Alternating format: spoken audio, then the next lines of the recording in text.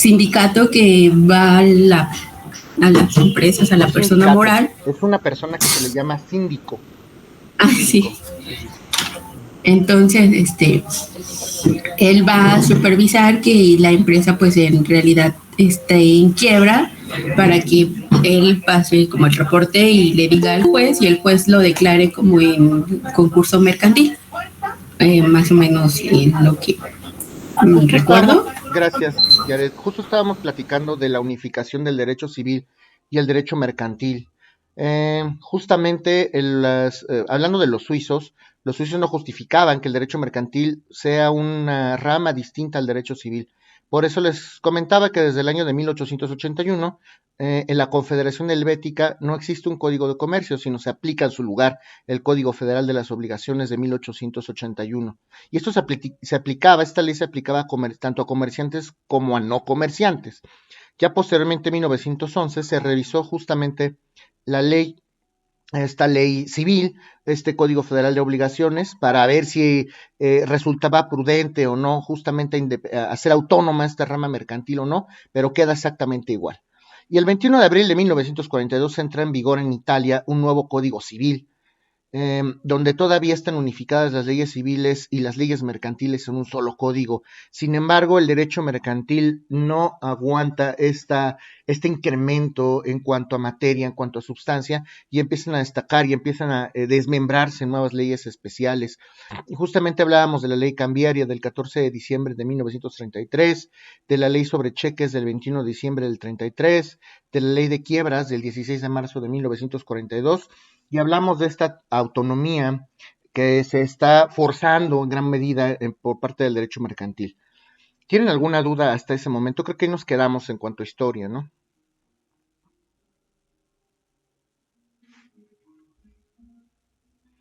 Sí, maestro. Ok, vamos a continuar con esta parte histórica. ¿Qué pasa en los países como Polonia y Líbano? Hay un autor que se llama Bengolea. Comenta que en Polonia y esta provincia del Líbano existía un solo código civil. ¿Qué pasa en Brasil? Brasil, hasta ese entonces, hasta los años 40, no logra, intenta en muchísimas ocasiones, pero no logra unificar tanto el derecho mercantil como el derecho civil. Entonces el derecho mercantil se rige en parte por el derecho de las obligaciones, pero sí existen leyes aisladas en materia mercantil, en civil. Se trata de tender hacia una unificación del derecho privado en Brasil, pero no lo logran. Algunas cosas se regulan en la parte de obligaciones del derecho civil y otras tantas se regulan en leyes autónomas. ¿Okay?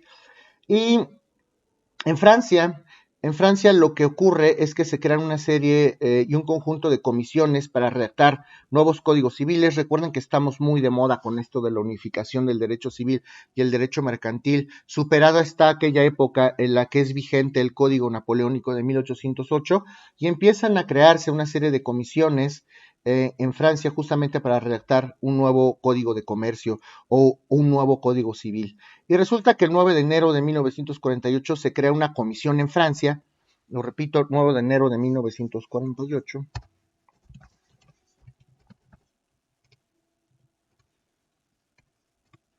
9 de enero de 1948, se crea una comisión para redactar un código civil en Francia, un código civil, donde evidentemente se tendrán que revisar cuestiones tanto mercantiles como civiles. Se discutía en este entonces, entran a la discusión los franceses, ¿será prudente unificar el derecho civil con el mercantil o no? Y entonces los franceses entran a esta discusión. ¿Okay? ¿Qué pasa con los países escandinavos? Con los países escandinavos, claramente podemos notar que en efecto existe una unificación del derecho privado. Y claro que existe tanto el derecho civil como el derecho mercantil regulado en una misma rama. Entonces los países escandinavos solamente refieren al derecho civil como parte del derecho privado en particular. Ellos sí lo tienen totalmente unificado. Por su parte, en Holanda no existe una unificación formal. Quiere decir que los holandeses sí tienen divididas sus leyes civiles y sus leyes mercantiles. Tienden hacia una unificación los holandeses, pero lo cierto es que en Holanda sí hay leyes mercantiles y leyes civiles por lo separado. Ellos hacen una distinción entre derecho civil y derecho mercantil, aunque no distinguen propiamente la figura de los actos de comercio. Esto es importante. Los holandeses no distinguen a los actos de comercio. ¿Hasta aquí tienen alguna duda? Ok. Entonces, al no distinguir estos actos de comercio en Holanda, podemos decir que los actos de comercio y los actos civiles pues pudieran recibir el mismo tratamiento desde el punto de vista jurídico. A pesar de que existen leyes mercantiles, no hay una distinción entre actos civiles y actos de comercio y por lo tanto reciben el mismo tratamiento. Y lo mismo pasa con los comerciantes. Los comerciantes reciben el mismo tratamiento cual si fueran particulares a la luz del derecho civil. En todos los casos se distingue la influencia del derecho romano. Todos estos países y todas estas provincias europeas tienen una notoria influencia del derecho romano que ya vimos. Recuerden que en Roma el derecho privado era una sola rama y asumíamos que el derecho civil y el derecho mercantil eran una misma rama. Entonces, toda esta serie de criterios de la distinción de los actos de comercio en cuanto al sujeto, al objeto y a la finalidad, sobre todo empezamos a hablar de los sujetos y de los comerciantes, se empieza a desarrollar a partir del medioevo o la Edad Media. Justo en el medioevo o la Edad Media es cuando empezamos a platicar de la distinción de los actos de comercio desde el punto de vista de los sujetos. ¿Hasta aquí tienen alguna duda de esto que les estoy comentando? Este es el problema de unificación o no del derecho civil y el derecho mercantil. ¿Alguien tiene alguna duda? No, maestra. Bueno, vamos a avanzar un poquito la historia y ahora vamos a hablar de la aplicación del derecho mercantil en España, en Hispanoamérica y naturalmente en México. Obviamente hablamos del derecho español porque como les he contado en multiplicitadas ocasiones, los españoles fueron prácticamente el momento de conquistarnos, el 13 de agosto de 1521, los que aplicaron las leyes al momento en que Tenochtitlan y todas aquellas culturas prehispánicas se volvieron Nueva España.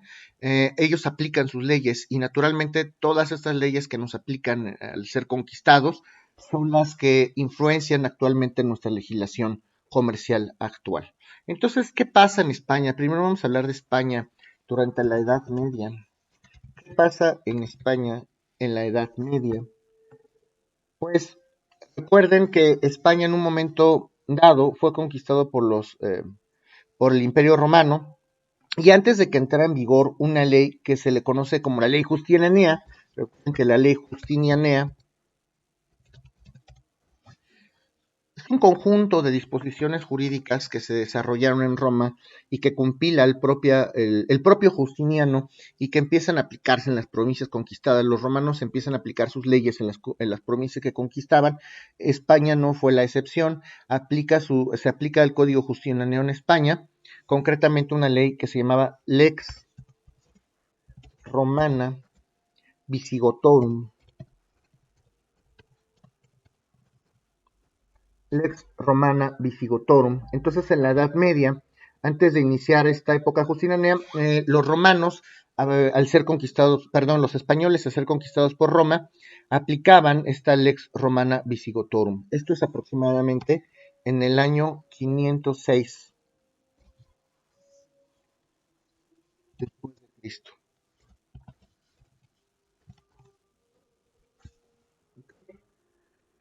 ¿Qué utilizaban ellos o qué leyes utilizaban en materia comercial? Hay legislaciones que destacan, o hay breviarios, o hay compilaciones que destacan, como el Código de Alarico, también conocido como el Breviario de Alarico, como el Breviario de Alarico. ¿Hasta aquí tienen alguna duda? No, maestro. Ok. El Código de Alarico o el Breviario de Alarico regulaba todo lo referente al comercio marítimo. Y fue muy importante en España, le daban gran importancia a los españoles. También se aplicaba la Lex Rodia de Iactu, esto ya lo vimos, Lex Rodia, las leyes Rodias, cuando vimos las leyes Rodias, Lex Rodia de Iactu, ¿okay? Que regulaba la figura del hechazón, regulaban el comercio terrestre y por ende el comercio del mar. No sé si se acuerdan de esa parte, la Lex Rodia de Iactu, que son prácticamente esas leyes rodias de las que hablamos al principio del curso, también resultaron aplicables en ese entonces en España.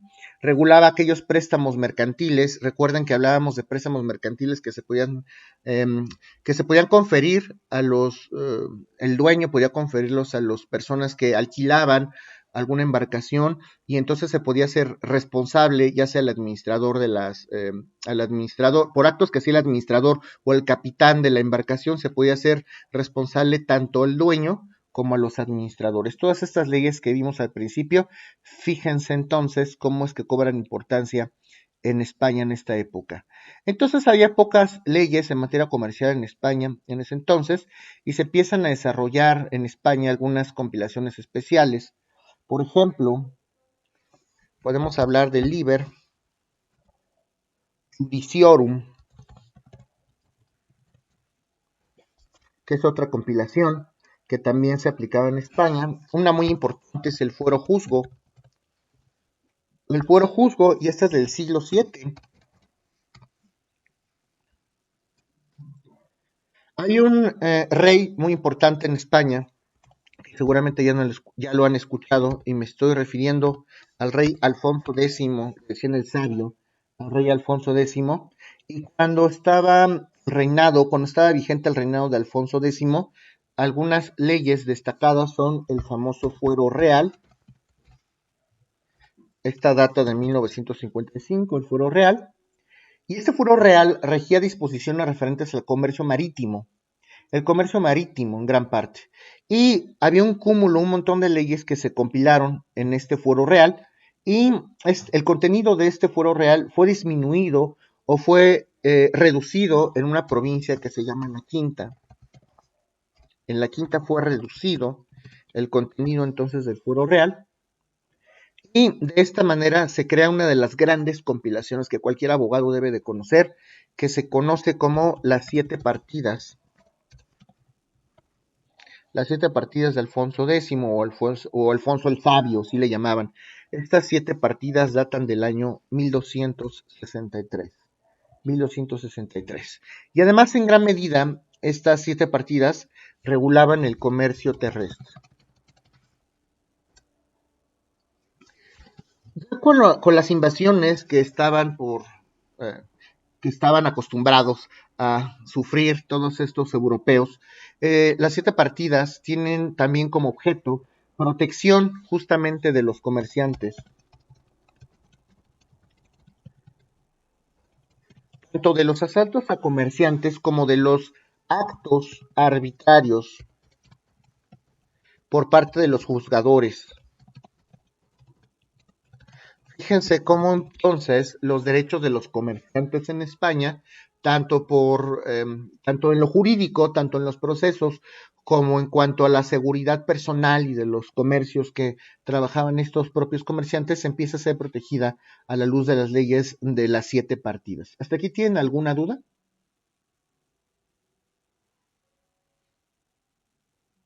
Por el momento no, maestro. Ok, gracias. No, sí, profe. Profe, yo sí. Sí, adelante.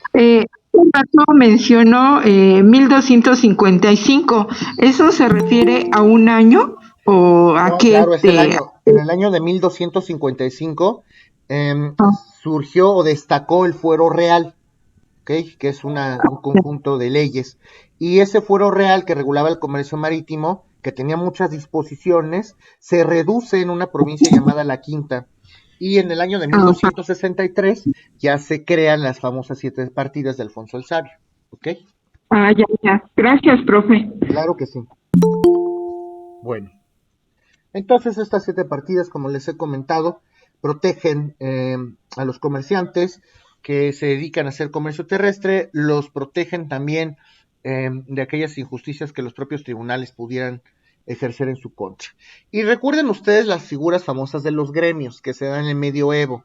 España no es la excepción y empieza a hacer una imitación o hace una figura muy similar a los gremios. Los comerciantes españoles se asocian y desarrollan sus propios gremios o sus propias asociaciones de comerciantes. Las asociaciones de comerciantes en España se les conoce como las hermandades o universidades. Y estas hermandades o universidades justamente se crean o se desarrollan con el mismo objeto que los gremios. Es exactamente lo mismo que los gremios, pero en España. Se crean y se desarrollan para proteger los derechos de los comerciantes. Estas universidades o estas hermandades se empiezan a desarrollar en el siglo XV, en España, naturalmente, y en toda Europa. Empiezan a poner de moda estas hermandades o universidades de los españoles. Algunos lugares donde destacan la creación de estas universidades o hermandades pueden ser Barcelona, pueden ser Bilbao, puede ser Burgos, por ejemplo, Valencia. En esos estados o en esos lugares en España, más bien en esas provincias de España es donde se destaca la creación de estas universidades o de estas hermandades. Se desarrolla mucho el comercio en España gracias a la creación de estas hermandades, sobre todo en la provincia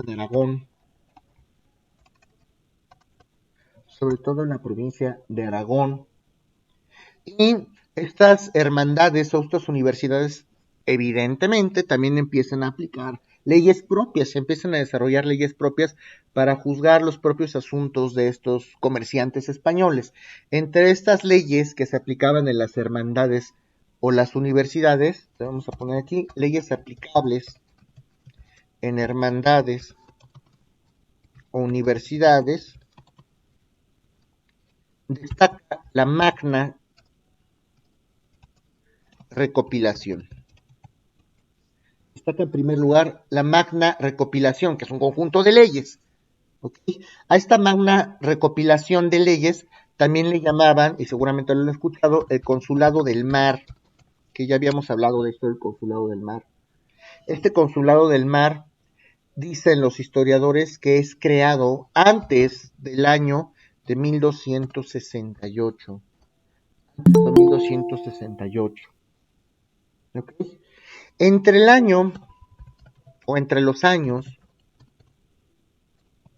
de 1436, por ahí de 1436 y 1484, por ahí de los años 1486 y 1484, en la provincia de Barcelona, se desarrollan las primeras ordenanzas referentes al comercio marítimo.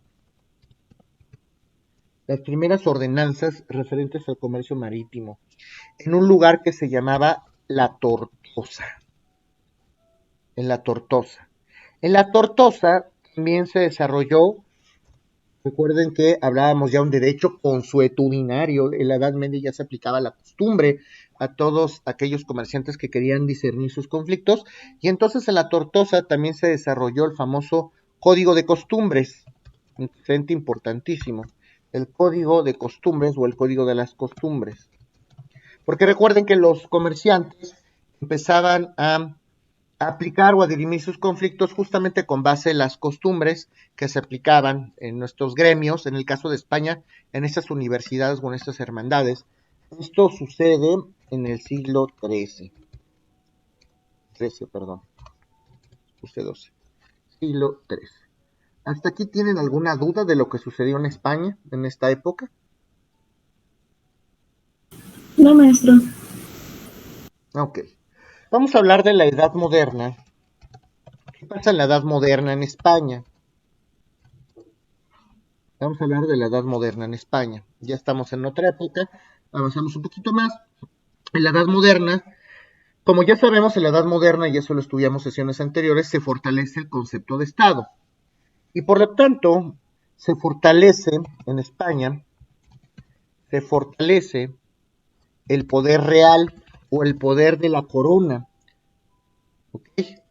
Los comerciantes, todas estas hermandades, todas estas universidades hablan de una unificación con la corona. Bueno, a lo mejor vale la pena, como ya el Estado está de moda y ya nos está protegiendo, vamos a tratar de unificarnos a la corona.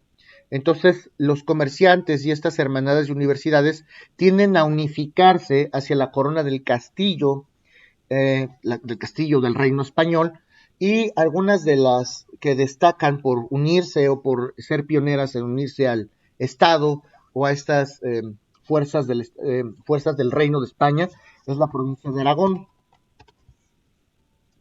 Es la provincia de Aragón.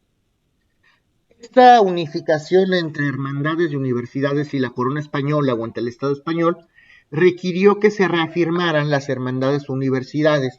Les da mayor peso a las universidades o a las hermandades, pero porque ya se había unido al Estado. Las hermandades o universidades, como no quieren desaparecer, dicen, a ver, tengo dos opciones, o desaparezco y dejo que el Estado rija todos los actos o todas las situaciones jurídicas en torno al comercio, o mejor me uno a la corona para no desaparecer.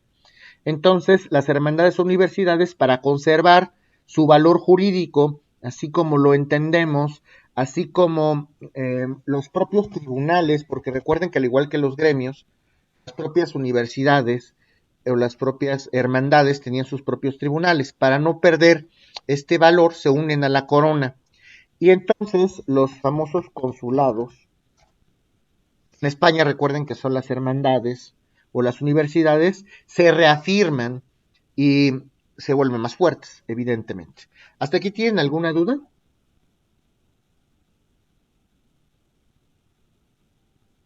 ¿Todo está claro? Ok.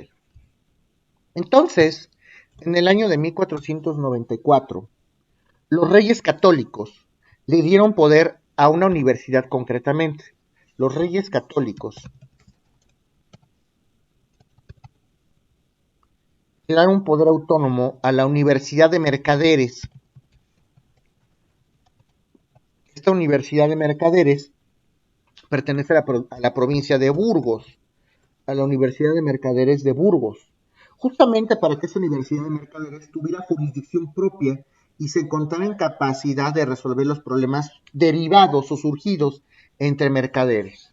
Esto con la intención, evidentemente, de hacer cumplir las ordenanzas, las famosas ordenanzas, que recuerde que las ordenanzas, que recuerda que las ordenanzas y los estatutos no son sino compilaciones de derechos mercantiles. El Estado también juega por su parte a ello. A ver, así como las universidades se quisieron unir a mí para no desaparecer y para que los dotemos de poder, pues yo tampoco quiero que las leyes que como Estado o como reino en ese momento estoy aplicando cobren vigencia. Entonces, sí, como no, universidad, sí, como no, esta cuestión de Universidad de Mercaderes en Burgos, por supuesto que pueden ser autónomos, que pueden homologarse y cobrar poderío, pero a cambio de eso ustedes van a tener que aplicar las ordenanzas o el conjunto de leyes mercantiles que regulan la mercadería, pues para disolver o para resolver o dirimir los conflictos que se deriven entre comerciantes en un momento dado. Obviamente, cuando se aplicaba una ordenanza o cuando se aplicaba una ley o se dirimía un conflicto, se requería, y esto es muy importante, se requería la confirmación de la corona, dar el visto bueno al momento de resolver un problema. La Universidad de Mercaderes, por ejemplo, necesitaba el visto bueno de la corona y ese visto bueno se le conocía como la confirmación regia. ¿Entienden esto o tienen alguna duda?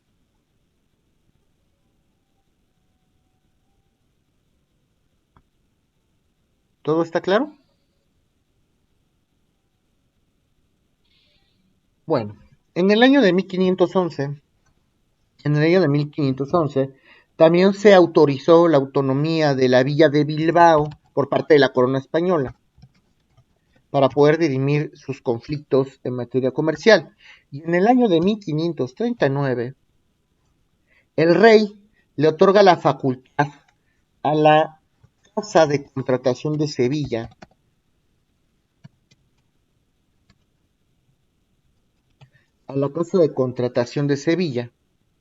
que en un principio la Casa de Contratación de Sevilla se dedicó a monopolizar el comercio en las Indias. ¿Qué era esto de la Casa de Contratación de las Indias? Ahorita les explico. Justamente era una universidad o una hermandad. La Casa de Contratación de Sevilla se dedicaba, como cualquier hermandad o universidad, a recabar comerciantes y a ejercer el comercio en diversas partes del mundo. Entre ellas destaca las Indias, las famosas Indias. La Casa de Contratación de Sevilla destaca. Recuerden que las Indias era el otro continente, o sea, nuestro continente. La Casa de Contratación de Sevilla lo que hacía era manejar el comercio específicamente en este lugar que ellos asumían como en las Indias, o las famosas Indias, ¿ok? Que es prácticamente América. Y luego, el 23 de agosto de 1534, el 23 de agosto de 1534, se creó el 23 de agosto de 1534 se formó la Universidad de Cargadores de las Indias. La Universidad de Cargadores de las Indias. Fíjense cómo va desarrollándose el derecho mercantil en esta época. Ya estas universidades o estas hermandades que se dedican o se abocan a proteger sectores específicamente de comerciantes, ya estamos hablando de una tendencia hacia las Indias, hablamos de una tendencia hacia comercializar en América, que es el continente nuevo, el que nosotros conocemos, y ya hay hermandades por categoría o por labor o por trabajo desempeñado. Entonces, justo en agosto del 34, de 534, ya se crea una universidad o una hermandad específicamente para proteger las prerrogativas de los comerciantes o de los cargadores que fueran a laborar o ejercer actos de comercio en las Indias. Y esta Universidad de Cargadores de las Indias gozó de las mismas facultades que los consulados que ya se habían creado, por ejemplo, los consulados de Burgos y el de Bilbao, en un momento dado. ¿Hasta aquí tienen alguna duda de lo que hemos platicado de España en la Edad Moderna? Yo sí, maestro. ¿Me podría volver a repetir qué cargos gozaba la Universidad de Cargadores de las Indias? Sí, lo que les comentaba justamente es que el 23 de agosto de 1534 se crea la Universidad de los Cargadores en las Indias. Ya España tenía puesto el ojo en América, esa es una realidad. Entonces, la Casa de Contratación de Sevilla quiere monopolizar, mío, América va a ser mío, yo voy a comercializar allá y se va a quedar con ese monopolio al principio. Y empiezan a dividir por categorías a los comerciantes que iban a ejercer actos de comercio justamente a las Indias o a América. Y justo el 23 de agosto de 1534 se forma una universidad muy específica, un gremio español, vamos a pensarlo así, que se le conoce como la Universidad de Cargadores de las Indias, creada específicamente para proteger las prerrogativas o los derechos de los comerciantes que se dedicaban a ser cargadores en las Indias. Y esta Universidad de Cargadores de los Indias goza de las mismas facultades, tiene el mismo peso, vamos a decirlo así, que los propios consulados o las propias hermandades o fraternidades de las provincias de Burgos y Bilbao. ¿Sí me doy a entender? ¿Sí me doy a entender o no? Sí, maestro, gracias. Sí. ¿Alguien más? Bueno, momento de entrar poquito a poquito a lo nuestro. Vamos a trasladarnos de continente y ahora vamos a hablar de la Nueva España. ¿Qué pasó en la Nueva España? Cuando nos conquistaron estos españoles, 13 de agosto de 1521, fecha bastante importante en la historia. Y en Nueva España, ¿qué tipo de leyes se aplican ya cuando somos conquistados? Evidentemente en Nueva España se dedicaron a imitar todas las instituciones mercantiles de España. Esto ya no es un secreto, ya lo habíamos comentado. En el año de 1581, los mercaderes de lo que hoy conocemos como la Ciudad de México, antes Nueva España, constituyeron sus propias universidades. Crearon sus propias universidades. Y esta creación de las nuevas universidades en la Nueva España fueron autorizadas. El hecho les dio permiso en la Nueva España para crear sus nuevas universidades, pues los autorizó Felipe II.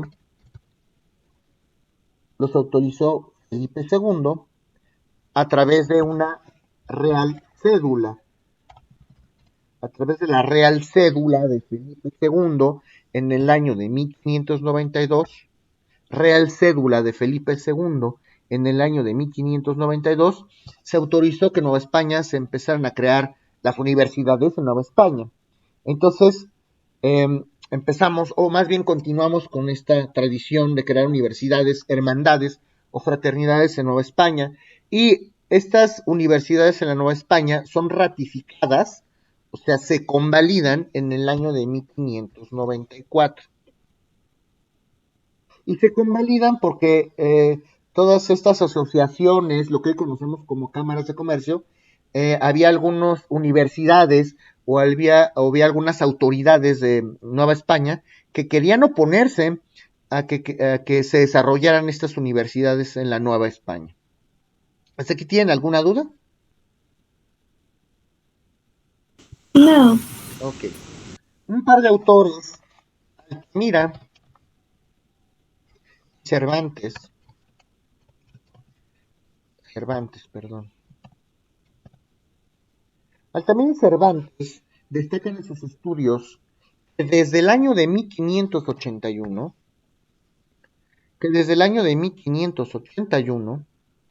aparecen los consulados, lo que hoy conocemos como la Nueva España. México hoy, antes Nueva España. Entonces, desde el año de 1581, según Altamira y Cervantes, ya existían estas hermandades en la Nueva España. Y podemos hablar entonces de algunas atribuciones que tenían los consulados o las hermandades en la Nueva España. Para empezar, las hermandades en la Nueva España se regían por las ordenanzas, como ya lo sabemos, las ordenanzas otra vez, es un conjunto de leyes mercantiles, pero ellos se regían por las ordenanzas de Burgos, las ordenanzas de Sevilla, y entonces el rey es dotado de facultades legislativas, el rey en España, porque aquí en Nueva España recuerden que era el virrey. El rey entonces, en la corona española, vamos a pensar en España, porque recuerden que Nueva España era una extensión de la España, el rey en un momento dado se le facultó con funciones legislativas porque el rey en España hizo sus propias ordenanzas. Los reyes españoles empiezan a hacer sus propias ordenanzas. Mientras tanto, mientras empiezan a aplicarse las nuevas ordenanzas de los reyes en la Nueva España, se aplicaban, como he comentado, las ordenanzas de Bilbao y de Sevilla. Había dos figuras que se les conocían como el prior y los famosos cónsules, ya los conocemos, a los cónsules. Los cónsules ya sabemos que eran los jueces que dirimían conflictos en un momento dado en los consulados, en los gremios, y el prior o los priores también eran jueces que dirimían conflictos de mercaderes, pero en consulados españoles, es decir, en las hermandades o en las universidades. Un prior y un cónsul son exactamente lo mismo, solamente que el prior juzgaba asuntos mercantiles en las hermandades o universidades que son los gremios en España. ¿Sí me doy a entender o no?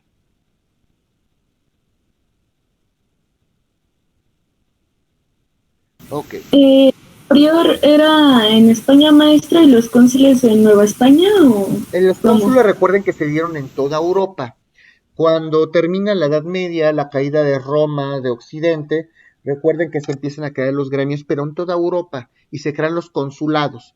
Los consulados se llaman así porque los cónsules eran los jueces, pero específicamente en España a esos gremios se les conoce como universidades, como hermandades, y ahí a los jueces no se les conocía como cónsules, se les conocía como prior. ¿Sí me doy a entender? Sí, maestro. Ok. Entonces el prior y los cónsules tenían funciones de jueces en materia comercial. Los cónsules o los prior también podían gozar de algunas funciones administrativas.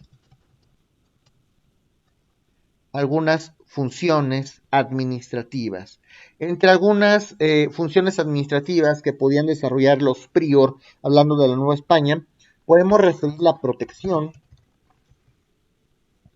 y el fomento al comercio. Esta era una labor que también hacían los cónsules en su momento en Europa, porque no nada más se trataba de proteger a los comerciantes, ni de juzgar, ni de resolver sus problemas. Es muy importante para los consulados y para las hermandades que el comercio se siga desarrollando a todos niveles. Entonces, una de las funciones que destacan de los prior o de los cónsules justamente es fomentar, proteger y que siga existiendo el comercio en un momento dado. Y entonces estos priors, estos hermandades, estos consulados, se desarrollaron gracias a estos cónsules, gracias a estos priors. Y gracias a la actividad y al fomento del comercio que ejercieron los priors y los cónsules, empezaron a hacer un montón de cosas. Se desarrolló la industria, se desarrolló la tecnología. Fíjese qué importante fue el impacto del comercio y de la existencia de los propios consulados, de los propios mercaderes a nivel mundial. Por ejemplo, los priors y los consulados, gracias al fomento que hicieron al comercio, en un momento dado, gracias a este fomento comercial, se creó la existencia o se empezaron a construir canales para que los propios mercaderes pudieran viajar por algunas rutas, empezaron a crear carreteras. En su momento, obviamente no había carros, pero sí había vehículos, se empezaron a crear carreteras, se empezaron a crear edificios, y para cubrir estos gastos, la corona implementa el impuesto, obviamente tiene que salir de algún lado el dinero, y la corona española había un impuesto que se llamaba el impuesto de avería, así se llamaba el impuesto de avería, y el impuesto de avería gravaba todas las mercancías de la Nueva España. Todo aquello que fuera a ser comercializado por los mercaderes españoles tenía que ser grabado. ¿Tú quieres comercializar? Órale, pues tienes que pagar una cuota a la corona. Empieza a incrementar la corona este impuesto de avería, pues para justificar y para que se apoyen un poquito económicamente hablando, para la creación de estas carreteras y para la creación de estos canales de comunicación. ¿Hasta aquí tienen alguna pregunta? No, maestro. Ok. Entonces, la jurisdicción de estos priors, de estas hermandades, de estas universidades, conocidas en Europa como consulados, se extiende a las provincias de la Nueva España, como ya lo sabemos. Fíjese hasta dónde llegaron estos señores. Nueva España, Nueva Galicia, que era otra provincia que conquistaron los españoles aquí en América, Nueva Vizcaya, incluso hasta Guatemala, en Yucatán, en Soconusco.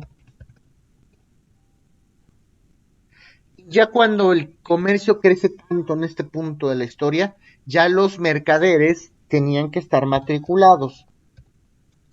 Esto significa que ya los mercaderes en esta época de la Nueva España estaban inscritos en un registro de los comerciantes. Fíjense cómo ya va evolucionando, esto es bastante interesante. En el año de 1719, entonces, el gobierno de la Nueva España suprime el requisito de la matrícula para aquellos que sean considerados como comerciantes. Entonces, en 1719 se suprime el requisito de la matrícula, ya no tenían que tener una matrícula los comerciantes. Vamos a platicar de otros consulados o de otras hermandades o universidades en Hispanoamérica. Otras universidades en Hispanoamérica. Resulta que el 20 de diciembre de 1595, Felipe II crea el consulado y universidad de los comerciantes, el consulado y universidad de los comerciantes en Lima. Fíjense hasta dónde fueron a dar estos señores. En Lima, sí, Lima, Perú. Y ahí se dictaron 49 ordenanzas, bajo la tutela naturalmente de Felipe. Y luego el 11 de diciembre de 1743 se crea el consulado de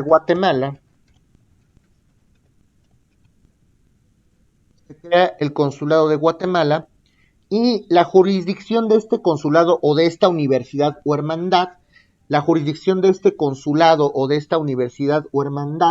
se divide en la Nueva España y se divide en dos la jurisdicción. O sea, ya este consulado de Guatemala, las funciones de este consulado, de esta universidad o de esta hermandad, la vamos a dividir en dos regiones. Guadalajara y Veracruz, lo que ellos conocían como la provincia de la Veracruz. ¿Okay? ¿Quién pidió esto? ¿Por qué hicieron esto? Porque el famoso conde de Revillagigedo,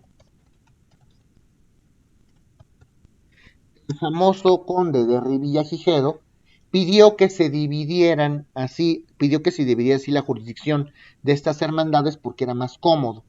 ¿Hasta aquí tienen alguna duda?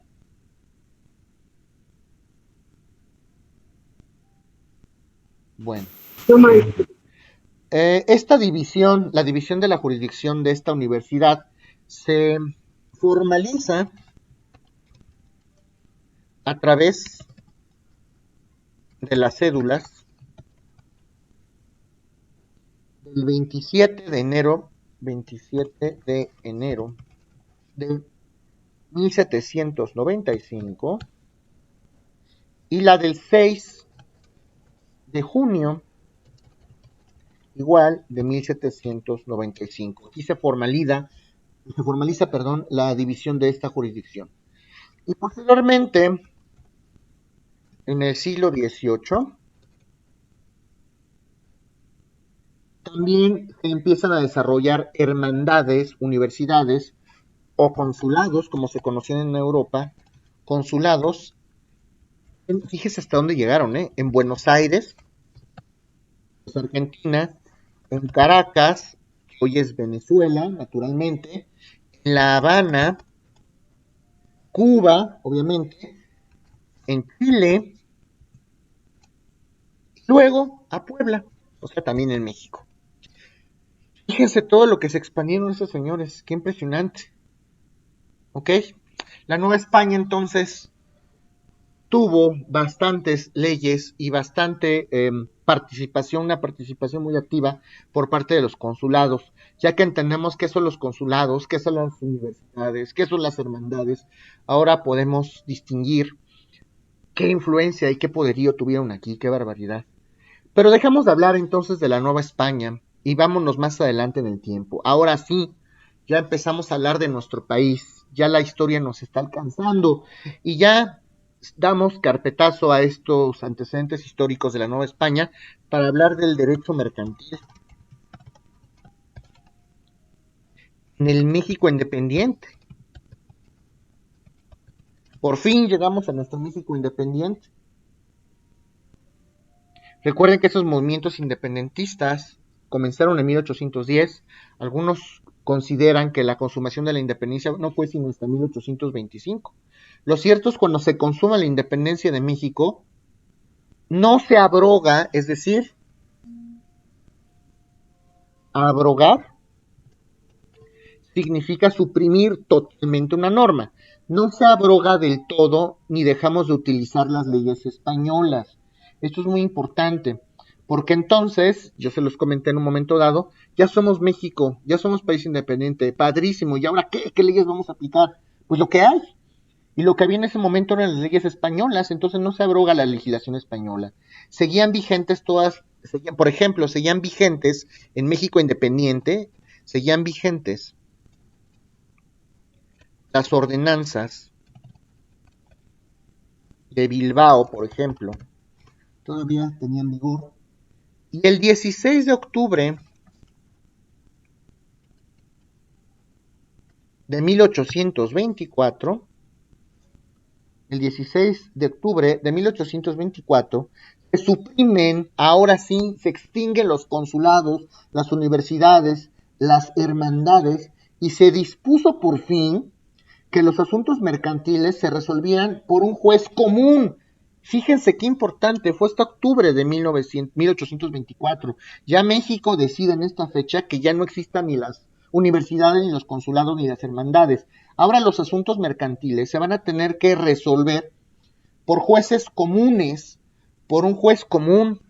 Un juez común significa que es un juez que conoce asuntos civiles y mercantiles, cuestiones del derecho privado, ¿ok? Por un juez común. Obviamente, el juez común iba a estar supervisado por dos comerciantes. Sí, ya por fin los jueces pueden dirimir conflictos, pero van a estar resguardados o vigilados en unión de dos comerciantes. Y empiezan a destacar algunos tribunales, como los tribunales de minería, los tribunales de minería que funcionaron hasta el año de 1826. Y ya aplicábamos en México un código de comercio español. El código de comercio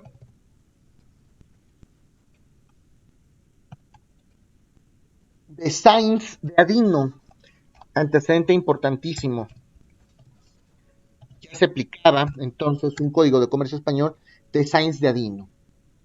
El código de comercio que sustituye al código de comercio español, este código de Sáenz de Adino es sustituido por un código de comercio de 1829 por mandato de Fernando VII. ¿Okay? Entonces, aquí podemos entender que las ordenanzas de Bilbao tuvieron una muy marcada influencia para la creación del Código de Napoleón, que ya estudiamos y que es de 1808. Y a partir de la siguiente clase vamos a platicar ahora sí de leyes mexicanas. Leyes mexicanas. Por ejemplo, el 7 de mayo de 1832 se crea la Ley sobre Derechos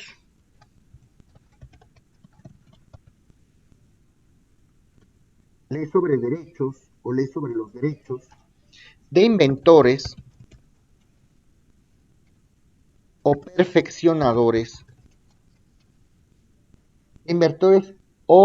Perfeccionadores. ¿Ok? Y se dividían por industria. Esto es el antecedente de las leyes en materia de propiedad industrial, patentes, marcas. Y estas leyes de derechos sobre inventores o perfeccionadores siempre se abocaban a un ramo especial de la industria, no lo sé, de la industria ganadera, de la industria vidriera, de la industria alimenticia, qué sé yo. ¿Ok? ¿Hasta aquí alguien tiene alguna duda, muchachos? ¿Muchachas? ¿Tienen alguna duda, jóvenes? No, maestro. Bueno, entonces lo dejamos hasta aquí por hoy. Yo agradezco su atención y nos vemos en la sesión del día de mañana. Gracias, maestro. Vale, maestro. Gracias. Hasta luego. Hasta luego, profesor. Gracias, profesor. Hasta luego. Hasta luego.